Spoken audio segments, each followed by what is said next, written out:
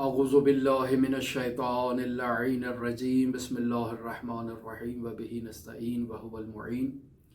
हमारी आपके साथ गुफ्तगू हज़रत सैयदुल औसिया अमीरुल मोमिनीन अली इब्न अबी तालिब अलैहि आलाफ व तहियत व सना की हयात तय्यबा में किए जाने वाले फ़ैसलों के बारे में जारी है। आज हम आपकी खिदमत में जो फ़ैसला लेकर आए हैं वो भी दरवाक़े ज़िना का एक केस है जो हज़रत सैयदुल औसिया अमीरुल मोमिनीन अली इब्न अबी तालिब की बारगाह में पेश किया गया जब दूसरे खलीफा का बाकायदा ज़माना था।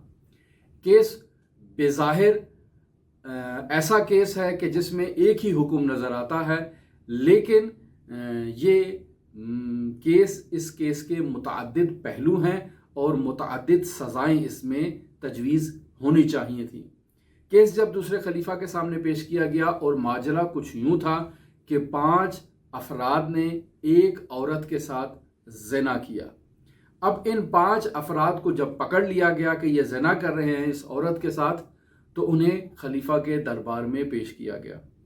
खलीफा ने कहा कि अच्छा, इन्होंने ज़िना किया है तो इन सब को हद जारी की जाए और इन सब पर कोड़े मारे जाएं। हज़रत सैयदुल औसिया अमीरुल मोमिनीन अली इब्न अबी तालिब अलैहि आलाफ व तहियत व सना की ज़ात उस महफिल में मौजूद थी। आपने खलीफा को मुखातब करके कहा, आपका फ़ैसला दुरुस्त नहीं है, बल्कि फ़ैसला कुछ और होना चाहिए। खलीफा ने पूछा कि अबुल हसन बताइए, इसका फ़ैसला क्या होगा। हज़रत अमीरुल मोमिनीन अली इब्न अबी तालिब अलैहि आलाफ व तहियत व सना बढ़े और उन्होंने उस इज्तिमा से, यानी उन 5 अफराद से एक फ़र्द का हाथ पकड़ा और उसे बाहर निकाला और कहा, इस फ़र्द को इसका सर इसके बदन से जुदा कर दिया जाए, इसकी सज़ा ये है।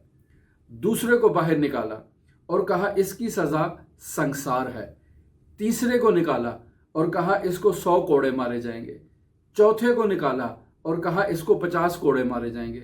और 5वें की तरफ इशारा किया और कहा कि इसे 3, 4, 5 जितने भी कोड़े मारकर इसे छोड़ दिया जाए। खलीफा मुताज्जिब है कि एक ही जुर्म है और उसकी 5 मुख्तलिफ सज़ाएँ हैं। तो हज़रत सैयदुल औसिया अमीरुल मोमिनीन अली इब्न अबी तालिब अलैहि आलाफ व तहियत व सना से सवाल करता है कि या अली, सब ने एक ही जुर्म किया है तो इसकी सज़ा फिर मुख्तलिफ कैसे हो सकती है। तो हज़रत अमीरुल मोमिनीन अली इब्न अबी तालिब अलैहि आलाफ व तहियत व सना ने इरशाद फरमाया कि देखो, ये पहला शख्स जिसे मैंने जुदा किया है ये काफिर ज़िम्मी है। इसकी ज़िम्मेदारी है कि मुसलमानों की हिफाजत में, मुसलमानों के मुल्क में रहते हुए मुसलमानों के क़वाइद व ज़वाबित का एहतराम करे। जब ये मुसलमानों के क़वाइद व ज़वाबित को तोड़ेगा तो इसकी सज़ा यही है कि इसका सर इसके तन से जुदा कर दिया जाए। इसने चूँकि ज़िम्मी होते हुए एक ज़िना का फ़ेल अंजाम दिया है और इस्लामी रियासत के कवानीन को पामाल किया है, इसकी सज़ा यही है कि इसका सर तन से जुदा कर दिया जाए। ये दूसरा शख्स जिसे मैंने कहा कि इसे संसार किया जाए, ये दरवाके शादीशुदा है, इसकी बीवी भी यहाँ पर मौजूद है। ये चाहता तो अपनी बीवी के पास चला जाता, लेकिन ये अपनी बीवी के पास नहीं गया, इसने आकर यहाँ पर इस बुरे फेल को अंजाम दिया है, लिहाजा इसकी सज़ा संसार बनती है। और ये तीसरा शख्स जिसे मैं कह रहा हूँ कि इस पर हद जारी की जाए और इसे 100 कोड़े मारे जाएं, ये दरवाके शख्स जो है ये गैर शादीशुदा शख्स है।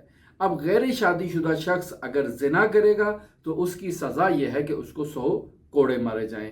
और ये जो चौथा शख्स है जिसे मैंने कहा है कि इसे 50 कोड़े मारे जाएं, ये दरवाके ग़ुलाम है और ग़ुलाम की सज़ा जो है वो आज़ाद आदमी के निस्फ हुआ करती है, लिहाजा इसे 50 कोड़े मारे जाएंगे। और ये 5वां शख्स जिसे मैं कह रहा हूँ कि इसे 2-3 कुछ कोड़े मारकर छोड़ दिया जाए, ये दरवाके दीवाना है, पागल है। पागल और दीवाने शख्स के ऊपर सज़ा और हद जारी नहीं होती है, लेकिन इसे कुछ कोड़े मारने का जो मैं कह रहा हूँ उसकी बुनियादी वजह यह है कि ये आइंदा ऐसा काम न करे, मुतनब्बे हो जाए कि ऐसा फेल उसे अंजाम नहीं देना। अगर दोबारा ऐसा फेल अंजाम देगा तो उसे सज़ा दी जाएगी। ये वो फैसला था जो हज़रत सैयदुल औसिया ने दूसरे खलीफा के ज़माने में करके तमाम हाज़रीन को मुतअज्जिब और वर्ता हैरत में मुब्तला कर दिया।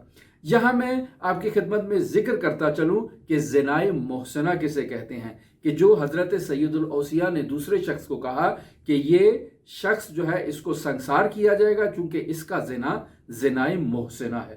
زنائے محسنہ کہتے ہیں کہ شادی شدہ مرد یا شادی شدہ عورت جب زنا کریں تو ان کا زنا کچھ شرائط کے ساتھ زنائے محسنہ شمار ہوتا ہے۔ وہ شرائط کیا ہیں؟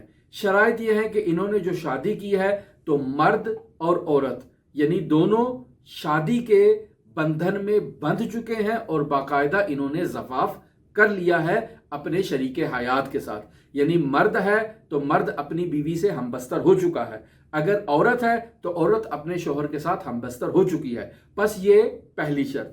دوسری شرط یہ کہ یہ شادی شدہ مرد یا عورت جب زنا کریں تو ان کا زوج ان کے پاس موجود ہو، یعنی مرد اگر زنا کر رہا ہے تو اس کی بیوی اسی شہر میں اس کے پاس موجود ہے، وہ اس کے نزدیک جا سکتا ہے، اور اگر عورت زنا کر رہی ہے تو عورت کا شوہر بھی اس مقام پر موجود ہے، یعنی اس شہر میں موجود ہے، وہ چاہتی تو اپنے شوہر کے قریب جاتی، کسی دوسرے فرد کے پاس نہ جاتی۔ یہ دوسری شرط ہے۔ تیسری شرط یہ ہے کہ یہ دونوں جو ہیں وہ غلام یا کنیز نہیں ہونے چاہیے بلکہ آزاد ہونے چاہیے، چونکہ غلام اور کنیز کو سنسار کی سزا نہیں دی جائے گی۔ اور آگے شرط یہ ہے کہ یہ دونوں بالغ بھی ہونے چاہیے اور عاقل بھی ہونے چاہیے۔ بس اگر بچہ زنا کرے یا بچی زنا کرے تو اسے سنسار کی سزا نہیں دی جائے گی، یا پھر اگر کوئی دیوانہ یا دیوانی زنا کا فعل انجام دے تو اسے بھی سنسار نہیں کیا جائے گا، یہ حد اس پہ جاری نہیں ہوگی۔